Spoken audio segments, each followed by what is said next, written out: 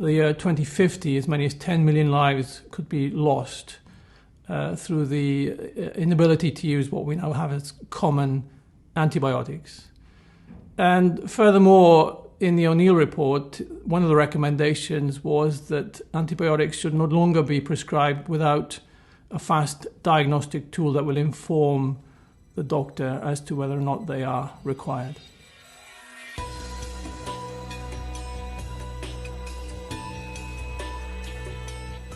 In our lab at the University of Southampton, we do research at the interface of physical sciences, engineering and life sciences.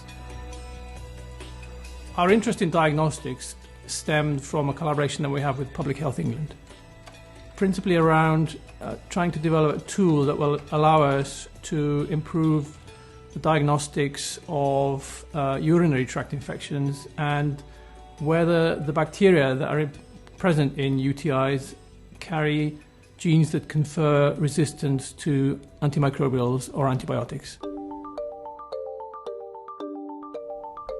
The technology that we use was developed by Sharp, and it borrows the same principles that are used in mobile phone displays. In those displays we have little transistors. Those are used to control the images. We use those same transistors to control the movement and position of droplets in our devices. We call this digital microfluidics.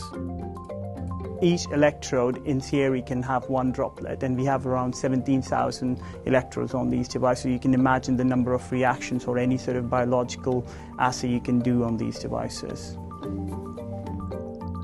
In terms of the work that we're doing with RPA, one of the key advantages of recombinase polymerase amplification is its robustness to sample matrix. So in principle you could use that RPA amplification for a number of different assay platforms in a number of different scenarios. The good thing about using RPA is that it's isothermal, so you just need to maintain the entire device at 37 degrees.